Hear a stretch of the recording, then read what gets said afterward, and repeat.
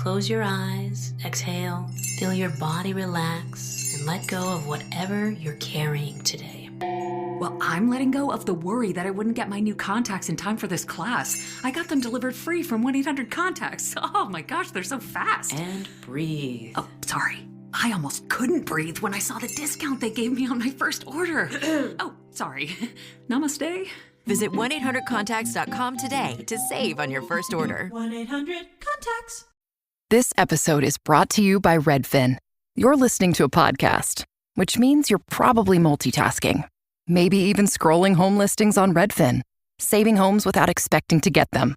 But Redfin isn't just built for endless browsing. It's built to help you find and own a home.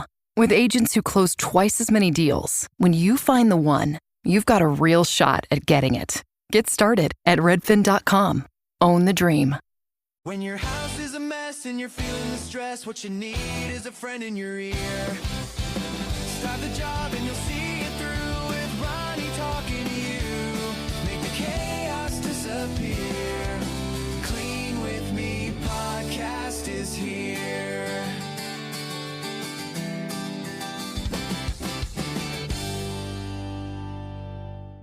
Thanks for joining me. In today's episode, I'm going to talk you through cleaning your kitchen and bathrooms to get your house sanitary.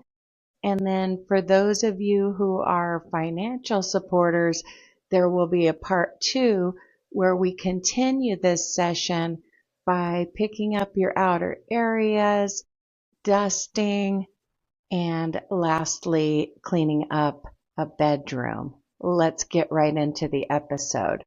The first thing you're going to want to do is gear up for your cleaning session. There are a few things you might need to do to kind of kick things off. Maybe you need to freshen up for the day. Maybe you're not feeling presentable yet. Trust me, that's going to drag you down. So maybe you need to freshen up a little bit and change into something comfortable yet presentable.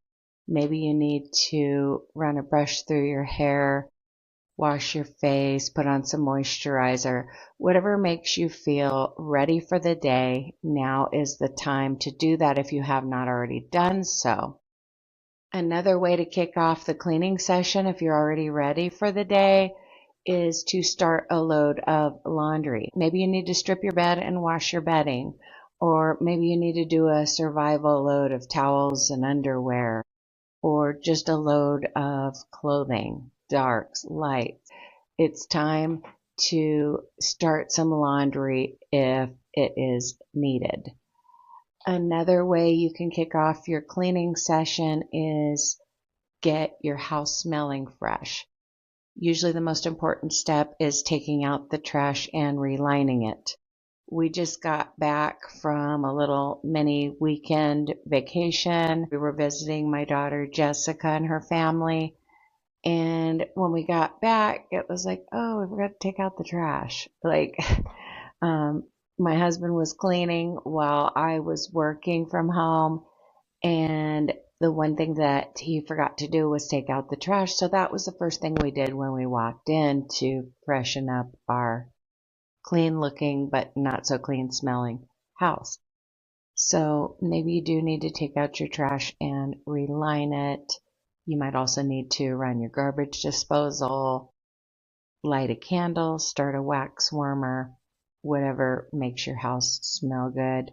If it's a nice day outside, we're having nice weather today, you could open up some windows and let some air flow through the house. When I do that, I just open key windows. I don't like to open every window in my house because I'm worried that I'll forget to close them and then, the house won't be secure. So typically I will open the front window in my living room and I'll raise the blinds to remind me that those windows are open, because normally I would just turn the blinds to let light in. But if I have the actual window open, I'll raise it. And I said windows plural because I might do the same with one of the two windows that's on the side of my living room. Then I will open a window in my bedroom because that's the opposite end of the house.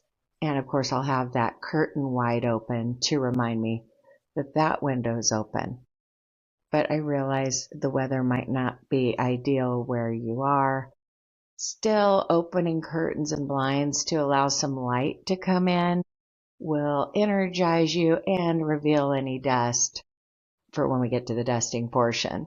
And really, it just lifts your spirits. Whenever you look at a new house that's been properly staged for the real estate market, they make sure that lots of natural light is allowed to come in. It just gives a nicer impression.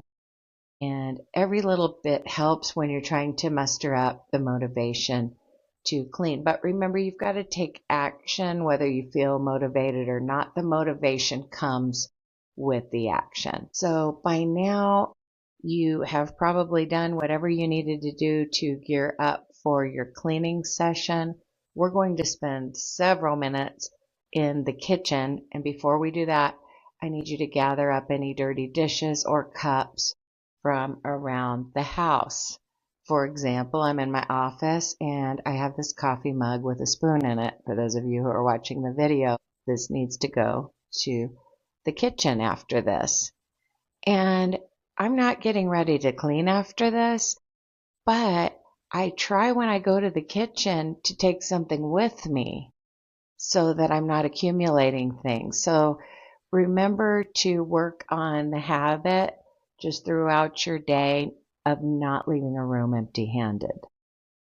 I'm going to grab that when I leave this room, and I'm going to look around and see what else I can grab and relocate at the same time. Be gathering up any dishes, cups, silverware, whatever is around your house, and get that to the kitchen. And by kitchen, just to kind of define the kitchen as a household zone, I typically mean your kitchen table, if it has a nook, or if it's an eat-in kitchen, whatever you call that. But I'm also including your formal dining room, even if it's in another location, because it just makes sense when you're clearing and wiping down kitchen surfaces that you deal with both of your tables if you have two eating areas. At my house, I just have a large eat-in kitchen. Sometimes I call that part of the kitchen the dining room, but since it's on tile, it's definitely part of my kitchen. At one house, I did have a formal dining room when you first enter the house that was over carpet initially. By now you've, at first, until we switched to flooring later on, by now you've gathered up any dishes. The next step is to get any difficult items soaking, pre-rinsed and soaking. That pot and pan or that container in the refrigerator where you scraped out some old leftovers or you need to scrape out some old leftovers. Let's get those heavily soiled items pre-rinsed and soaking first. And then let's also consolidate the dishes to the sink area. If there are dirty dishes on different parts of your countertop, let's move those either into the sink or right next to the sink. That way you can start tidying up your kitchen as far as the other stuff. It's not dishes. You want to consolidate the dishes to the sink area, get the difficult items soaking, and then it's going to be time to remove visual clutter and kind of pre-clean your countertops and tabletops so that you can spray and wipe them, okay, along with the appliances and cabinets, everything that's going to be wiped. I mentioned that I visited Jessica this weekend. She is definitely a minimalist, not when it comes to clothing, but her kitchen and living room are very visually appealing. She doesn't have anything cluttery out, and she has, pretty throw blankets and throw pillows that kind of tie everything together. And this episode is brought to you by State Farm. Listening to this podcast? Smart move. Being financially savvy? Smart move. Another smart move? Having State Farm help you create a competitive price when you choose to bundle home and auto. Bundling, just another way to save with the Personal Price Plan. Like a good neighbor, State Farm is there. Prices are based on rating plans that vary by state. Coverage options are selected by the customer. Availability, amount of discounts and savings, and eligibility vary by state. We heard you. 9 years of Bring Back the Snack Wrap, and you've won. But maybe you should have asked for more. Say hello to the Hot Honey Snack Wrap. Now you've really won. Go to McDonald's and get it while you can. Her kitchen's just not cluttered at all, and when you open her cabinets, it's easy to find things because she doesn't just have tons of gadgets and cups and different parts and things like that. And it definitely motivated me to go through my cabinets and get rid of some things, but also take some things out of circulation. In this episode, I'm going to be talking a little bit about decluttering as you clean and just decluttering in general. If you've been listening to the show for long, you know that I've talked a lot about taking dishes and things out of circulation, meaning things that you're not going to get rid of because you're going to need them at some point, but you don't want people dirtying those items every day or having to move those items around to find the things that are used more often. You want to put some things away into more of a long-term storage area. I definitely got motivated to declutter my kitchen in the near future while working in hers because everything was just so streamlined, and I tend to accumulate gadgets, but I do have some gadgets that are missing parts, and I'm not going to order replacement parts for them because it's, the most expensive part is missing on the item I'm thinking of. So I do have some things that I need to just give up on and toss. As far as parts of gadgets I no longer have the motor for or whatever, that definitely needs to happen. And then also I need to take some glasses and plates out of circulation, just putting them up in a high out of reach cupboard so they're out of sight, out of mind, and not getting dirtied up on a regular basis. Because let me put it to you this way, and by now hopefully you're decluttering your surfaces. You've consolidated the mess to the dishes. Your difficult items are soaking. At this point, hopefully you're clearing off your countertops. You're picking up any items off the floor that don't belong. You're clearing off your table and chairs so that you can just go spray happy with whatever product you like to use, a multi-surface product that's good on wood, countertops, glass. There's one of the pledges that's for that, but there are other multi-surface sprays that would be appropriate. Those are always nice, or just something kind of mild, like a Myers spray or something would be good. Whatever you have on hand, but keep in mind if you don't have the perfect spray, you can just use a clean damp cloth with some dish soap and hot water on it and just, go to town wiping things down without spraying. Or alternatively, you might be using two different products. You might be using a glass cleaner, maybe on your stainless steel appliances and the glass windows of your appliances, and then, just using dish soap in the other areas. But let's get the pre-clean done. Let's put away any random clutter. The fewer obstacles you have, the easier it's going to be to clean your kitchen. And the reason you might be feeling overwhelmed right now is because of the visual clutter. It's tricking your mind into thinking that it's going to take you a long time to clean your kitchen. And then, of course, once you're done with your surfaces, then I want you to go back to your dishes and wash the easy items first. Maybe that's an empty reload and run of your dishwasher and then scrubbing those pots and pans. Or maybe it's washing a sink load of glasses and bowls and plates and silverware and then moving on to those other items, changing the water as needed. You know what needs to be done as far as your dishes. But the point I want to drive home here is that someone in your family or multiple people in your family might have a tendency to reach for just a clean dish or a clean plate rather than washing the dirty stuff first. It's just easier in their mind to grab something else. And that person might be you, even though you're going to be hiding some dishes away that you don't need on a daily basis. The fact that you have to check for another cupboard for them, it's going to remind you that you don't like dishes to pile up.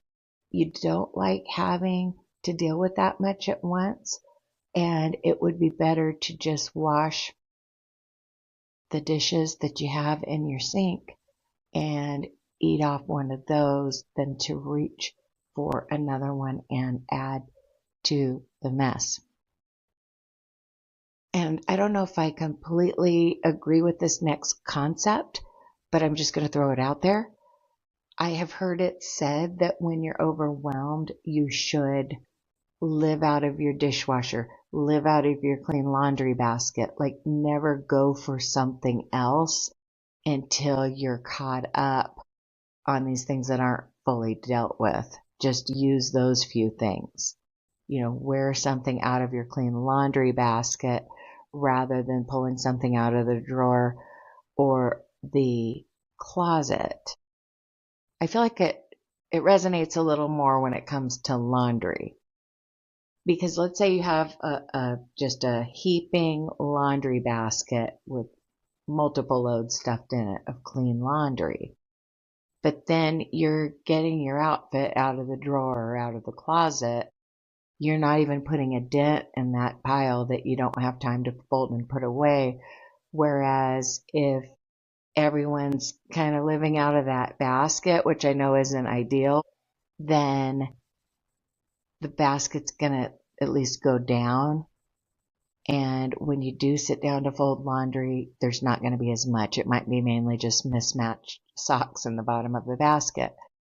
Well, in the same way, if you're using the clean dishes that are in your dishwasher or that are in your drying rack, that could prevent you from creating a bigger mess because you're basically accidentally putting away your clean dishes by using them. Okay. For those of you with, I guess it applies to a dishwasher or a drying rack. A lot of my examples involve a dishwasher. So just insert drying rack there in your mind if you're strictly a hand washer. Some of you know exactly what I'm talking about, where you just never really empty your dishwasher. You're going through a phase where when you do think about emptying the dishwasher, there are only like 1 or 2 items in there because people have been just pulling stuff out and using it. Okay. Well, they might not do that if you have too many dishes in circulation. You might have a dishwasher full of clean dishes. Nobody takes anything out of there. They pull out of the cabinet. And then you've got a big pile of dirty dishes to wash. You've got to empty your dishwasher first. And that may be your situation right now, but I'm always trying to provide tips for making your cleaning sessions faster and easier in the future. The goal is always to clean as you go more and be more efficient in managing your home and to crawl out of the rut you're in if you're in a rut and not make the situation worse. So maybe a solution for you right now, and this isn't going to apply to everybody or resonate with everybody, is to live out of your laundry basket and live out of your dishwasher or drying rack so you're using fewer items. But a way to force yourself to do that is to take some items out of circulation. Okay, for some people that could be packing away some of their clothes and, maybe the off-season stuff. I've mentioned that I don't specifically do that. And I know we're working in the kitchen, but I'm just thinking about, laundry basket and dishes. These are things that kind of pile up on us. Because let's face it, cleaning surfaces isn't that difficult unless you've got to do all these dishes and all this laundry first. Because I know when I go in to clean my bedroom, that clean laundry basket is taunting me sometimes. And I end up dealing with that instead of cleaning my bedroom. And then, something comes up, I get distracted, and, another day without a clean room. So just a thought there. It's a concept for when this is not, the ideal or whatever. Obviously, the ideal would be to pull a plate out of the cupboard, okay? But this is just an idea for getting out of a rut, okay? And some of you don't know what I'm talking about when it comes to taking dishes out of circulation. I don't expect everyone to have heard every episode, but you need to do a little bit of math here and decide how many plates you need or how many bowls you need on a day-to-day basis. Okay, let's say that you don't necessarily do the dishes after every meal, but you do them at least once every 24 hours, okay? You get down to dish zero, or you want to get down to dish zero every 24 hours. And, people typically, maybe 3 people in your home typically use a bowl during the day. Maybe you only need to have 3 bowls in circulation, but you own 10 bowls because sometimes you have some relatives over and you're serving a pot of chili and you're, dishing it into bowls. Just an example. Those excess bowls can be stored out of sight, out of mind. And your family members don't need to necessarily know where they are. You can just be like, I put some stuff away because when you go into the kitchen and there's not a clean bowl, I want you to wash one. Okay. Again, it may not resonate with everybody. You might be the only one who does dishes in your house. Your kids might be little toddlers and maybe you're the only one who prepares food. I get that. But for a lot of us, we've got older kids who can fend for themselves. And when we're gone all day, we don't want to come home to a disaster where, they've got their cereal bowls and then their soup bowls and so on and so forth. Ice cream bowls. Pretty soon there's just bowls galore. I don't even own that many bowls, but I wouldn't want to. Okay. Bowls aren't something I'm going to take out of circulation because we don't seem to have enough bowls. We never seem to have enough. I think it's because I like these particular bowls that I got at either Family Dollar or Dollar General, and I need to go find more to replace a few that broke. So I've been kind of putting off, purchasing bowls because I like these certain ones and I want them to match my existing bowls. But plates, I definitely have more plates than we need day to day. But I like to have those extra plates because, one, we might break some plates at some point. It's not that common, but it could happen, right? And 2, we might have company spur of the moment sometime where we don't buy disposable plates. Because definitely for big holiday meals or, get-togethers, when I had a bunch of my husband's coworkers over for a barbecue, that type of thing, I do buy disposable plates, paper plates, so to speak. I get the quality ones if I'm having company for just our family. Sometimes I just get the cheap ones, just to keep us from dirtying up plates. But you know how it is. Sometimes, maybe you meet up with somebody and it's like, hey, why don't you guys come over to our house for dinner? We're having spaghetti. We've got plenty. That might be a time where you're going to use more plates than usual. If you're a family of 5 and you invite another family of 5 over, you need 10 plates. So just a thought on not necessarily getting rid of things, but storing them somewhere. Alternatively, you could get rid of them. Maybe you have 30 plates and you just need to get rid of some. You keep the nicer, newer ones or the ones that match each other. So that's just something to think about when you're working in your kitchen. What can you get rid of in your kitchen today? And it doesn't take a lot of time. You also might want to start a donation box. I typically do not donate any kitchen stuff to charity because I have adult kids and they can use that stuff. I give it to my kids. So For example, when we were at my daughter's house, my husband was like, yeah, I just gave him that potato peeler that we were keeping in the RV. Oh, okay, great. Because she'd been peeling potatoes with a knife, and it's easier with a potato peeler, and you can have the kids do it. But you could donate them. But if you know young people, whether they're your siblings, nieces, nephews, adult kids who are just starting out, whether it's just getting an apartment or getting married, they might need some of that stuff. You know, not everybody has this fairy tale wedding with a registry and stuff. Some people, you know, move out before that, or that never happens for them. They elope or don't get married at all, you know. Time is valuable. That's why Lowe's Blueprint Takeoffs turn blueprints into quotes faster. Bring us your plans, and we'll generate itemized material lists to make quoting easier so you can get back to building.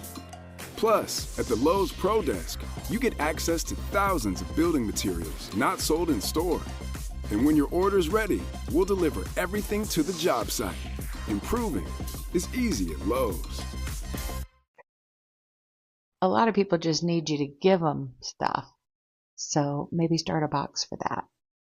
And I'm not talking about forcing things on people that they don't want, but it's like, you know, hey, do you have a crock pot? Because I only use this bigger one now, and you can have my smaller one. You know, I've given my middle daughter a couple crock pots, for example. There might be someone who could really use some of the items in your kitchen. Or maybe you could just start a box for that. If you have the storage space. Some of you are like, I'm in a tiny house with no storage. I'm not going to have a box sitting around for the next teenager that grows up and gets an apartment. I get that. But some of us have the space for that, and it could be a thing. You know, you can have a box out in the garage, just labeled kitchen stuff, just like you did when you were moving, except you're saving it for when someone needs it. Okay?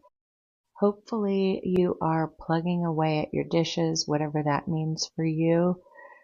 If you're done with the dishes and you've wiped down your large appliances, your small appliances, your countertop, stovetop, and you know, it might be time to wash your sink, you know, shine up your sink. Or maybe it's time for you to sweep your floor or run a vacuum over your floor. We are going to talk about cleaning floors in part 2. And I might just put this as one full episode for the financial supporters. So if you listen to this one before you listen to the bonus episode, you could always fast forward through the beginning. Or, I mean, if you listen to it on another day, you could re-listen to the beginning and get your whole house clean at once. But I'm going to have a longer version. Let's put it that way, for the paid subscribers. By the way, special thanks to those who support the show either on Apple Podcasts, Spotify, Patreon, or some kind of a private arrangement with me. I appreciate you more than you know. Some of you, your husband doesn't want to see little charges coming out of the account. Believe me, I get it. There was a phase where we were really kind of, you know, analyzing our budget, and he was asking me, and I mainly, you know, handle the finances, but he was asking me, what's this, what's that? And I canceled one of my Patreon subscriptions to an artist that I support who makes these little stickers, and I like to have my little sticker subscription. I definitely canceled that for a while just so my spouse wouldn't question, you know, this charge on my account or whatever. And then later, you know, when we kind of got our bearings, I went ahead and restarted that. So I get that, but even just listening to these free episodes helps me. And one way that you can help me without spending a dime is if you're listening on Spotify to watch the video version. And I don't necessarily mean watch it, just keep it open. Don't have it minimized at the bottom of your screen. If you have it open to where when you look at your phone, you see me sitting here talking into a microphone, that actually helps me. Another way you can help me regardless of the app you listen on is to click on that 5-star and give me an excellent rating. By the way, speaking of the video version, I read an article that Apple is going to start having video podcasts on their platform. So those of you who are listening on Apple, which is that purple podcast app, eventually there'll be a video version, and I don't know, what the financial implications of that will be, but I'll let you know if it's a thing that's going to help me, if I want you to necessarily have the video on, or if that matters. But with Spotify, it does help me. Hopefully by now you're cleaning out your sink or possibly cleaning your kitchen floor. But if you need more time in the kitchen, you might need to pause the episode and listen to a couple songs, because I'm going to move on to having you clean your bathrooms. My mom taught me that cleaning the kitchen and bathrooms is the priority, because that's what makes your house sanitary. Now, obviously, it's possible for another room to become unsanitary, but my mom's not the kind of person that would ever leave plates or dishes around the house or anything like that. So, the only thing that might be out in a living area, is not anything unsanitary. It could be just someone's shoes and sweater are left in the living room, or, there's piles of clean laundry. None of this is unsanitary like what one might find in a kitchen or bathroom. Okay, so let's head to the bathrooms.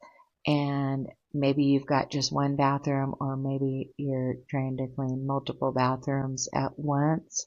But what I recommend during these episodes, since I don't give you a ton of time, is to do a quick straighten of both bathrooms, or all 3 bathrooms if you have 3, and then pick one bathroom to deep clean.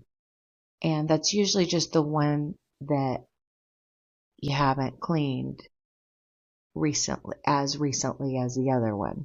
Okay, so maybe if last time you cleaned your hall bathroom, this time you're going to focus on the master bathroom. It could also just be a bathroom of priority.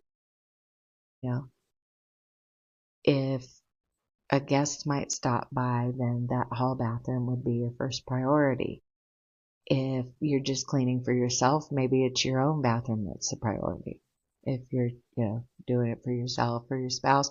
If you're doing it for your spouse, listen to that episode. Stop cleaning for your spouse, because you want to become the type of person who cares whether your house is clean, and you want that motivation to come from within, and treat it more as a side benefit when it's making someone else happy.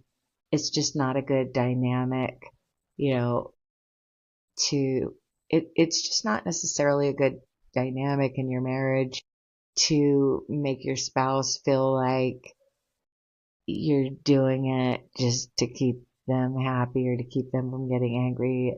It's not a good look. That's why I said cleaning it for yourself. But obviously, human nature, you might be thinking, I'm going to get more bang for my buck if I clean the bathroom that he's going to see when he gets home. But what usually makes the more sense is just you clean the dirtiest bathroom. So pre-cleaning a bathroom involves picking up anything off of the floor, of course, clearing off the vanity area, taking out the trash and relining it, and setting aside items that are going to be in your way. Okay, when I clean a bathroom, I'm using sprays, so obviously I need to move the toothbrush holder and maybe stick that in the cupboard under the sink while I'm cleaning. But you could also just, set it somewhere else outside of the bathroom, or, a different part of the bathroom if it's a large bathroom. For example, in my bathroom, there's a large garden tub that has a lot of space around it. There's a ledge, like a tile ledge around it. So I'll often set, my toothbrush holder there when I'm spraying and cleaning the mirror.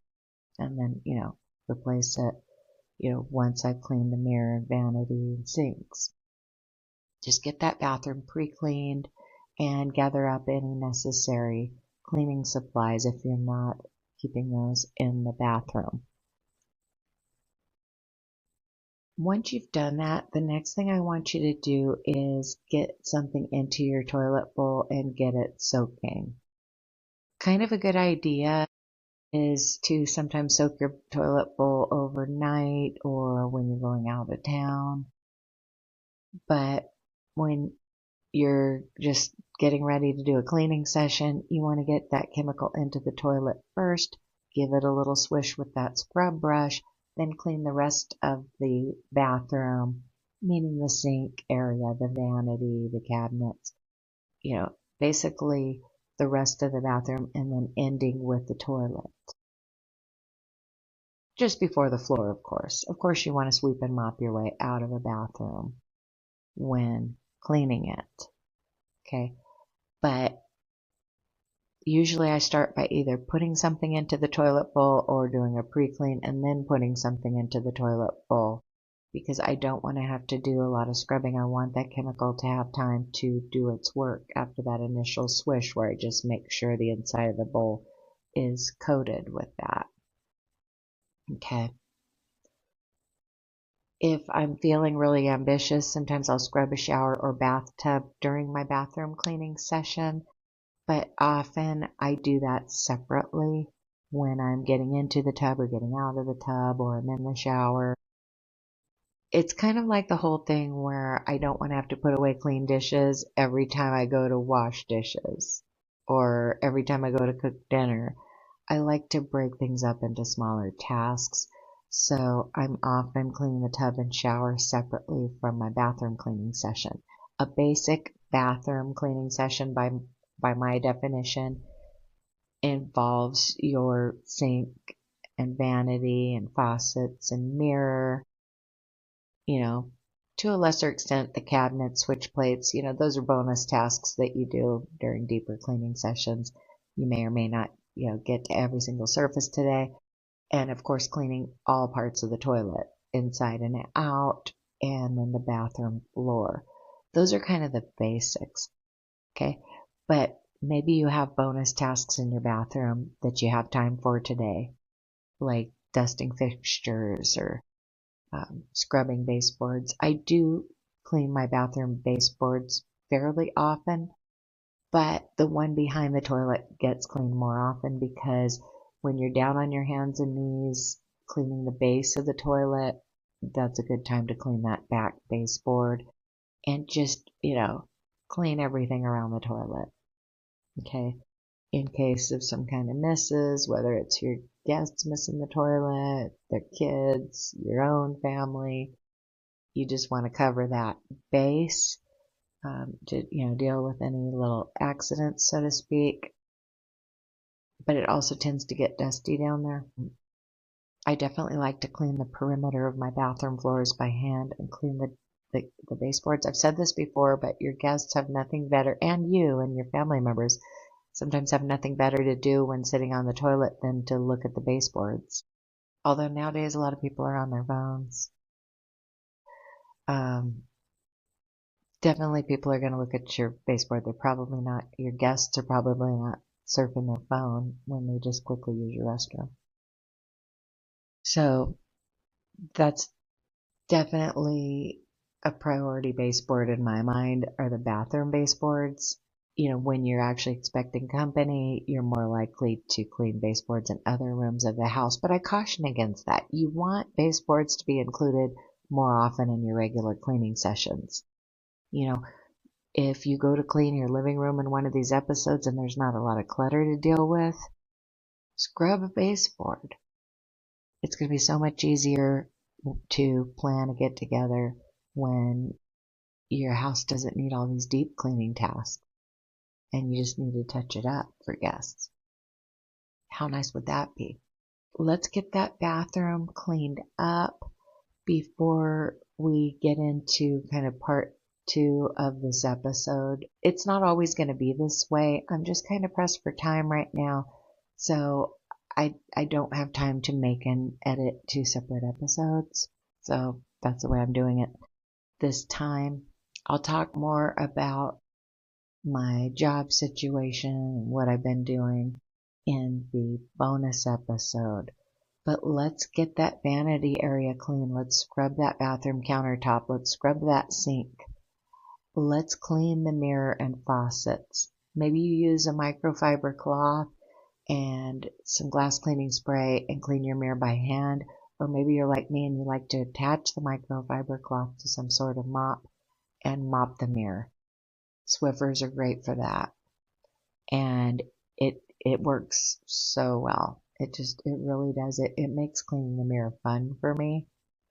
And I just got hooked on it because my master bathroom has such a huge mirror, lots of natural light coming into the bathroom, and you can just see every smudge.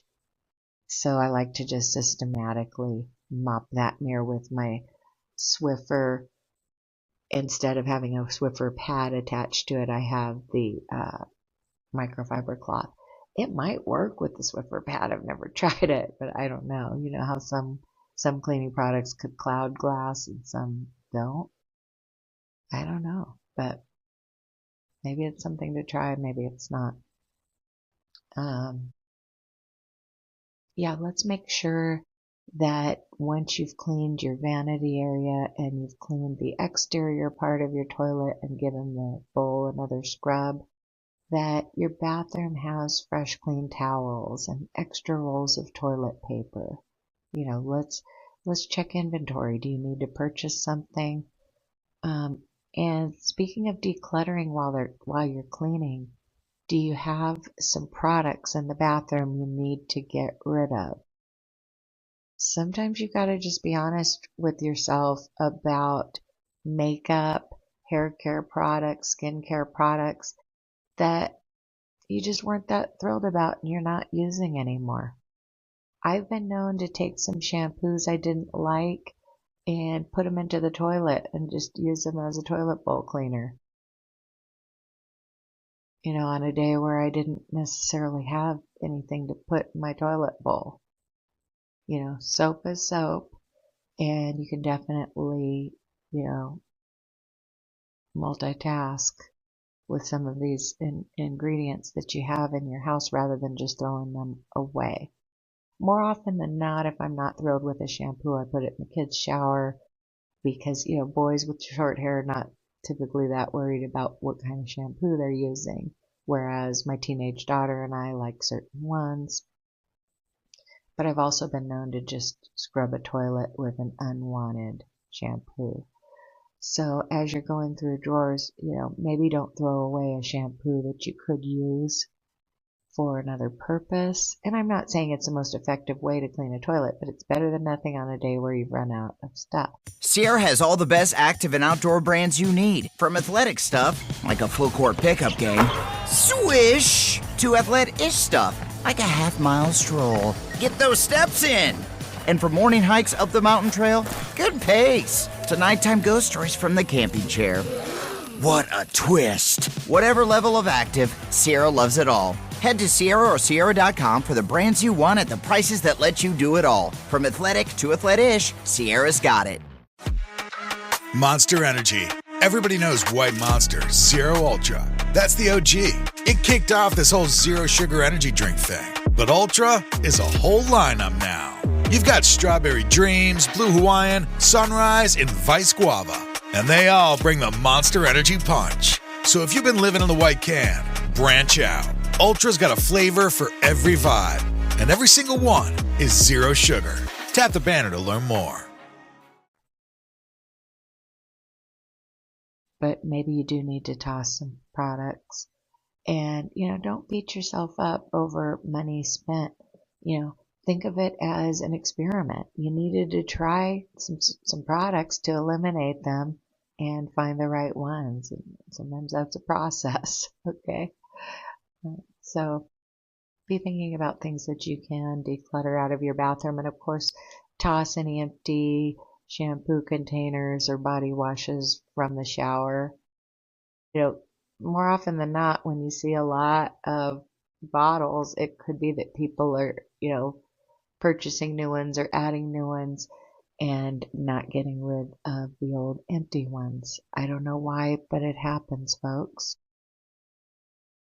And then, of course, you're going to want to sweep and mop your way out of the bathroom. If it's a tiny bathroom, you could combine the sweeping and mopping into one step. That's what I do in my tinier bathroom.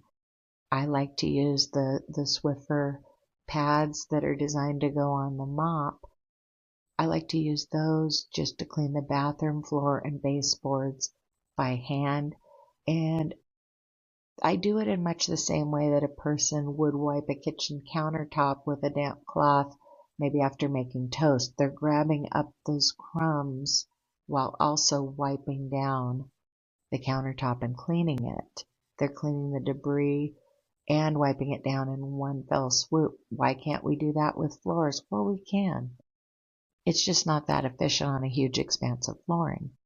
In my larger bathroom, I'm going to sweep in a different step, and I'm going to mop, and occasionally I'm going to clean the exterior perimeter of the floor, by hand. But in that smaller bathroom, I find it so much easier to clean it by hand. And it doesn't have to be a pre-moistened Swiffer pad. You could do it with paper towels. I remember a couple times I was expecting company. I just went to town in the kids' bathroom with some Windex and paper towels, and that included the floor. Okay. Sometimes you need to think outside the box. Another tip for those of you with toddlers where you're supervising them in the bathtub, but they're kind of old enough. I'm not talking about a baby that's going to just topple over, but, older toddlers and preschoolers where you've got to keep an eye on them where they're, when they're in the bathtub. So you're stuck in the bathroom, but you're just letting them play basically while you have a visual on them. That can be a great time to just clean your bathroom floor with a damp towel if you don't have your cleaning products handy. There's something to be said for that. Dip that towel in their bubble bath and, scrub your countertop and then the floor with it. You want to use these hidden moments to kind of clean as you go in life. That'll make your house look better in between deeper cleaning sessions. At this time, I'm going to wrap this up for those of you who are listening to the free version. And it could be that you are a supporter, but that the full version hasn't been edited and come out yet. I do want to try to get these both out today. But it's your choice if you're going to be listening to both, whether you re-listen to the beginning or fast forward on the bonus. But I do ask that those of you, when you do listen to the free episodes, whether you're a supporter or not, that you try to let those commercials play rather than fast forward them. I will admit, when I'm listening to Dateline podcasts in the car, these crime podcasts on road trips, I do hit that button to fast forward the commercials.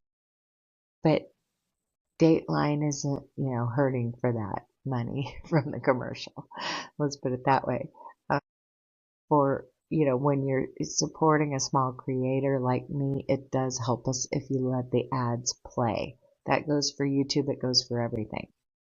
By the way, there are a few of you who are listening to this on YouTube. There's not really a way to access the bonus episodes on YouTube yet.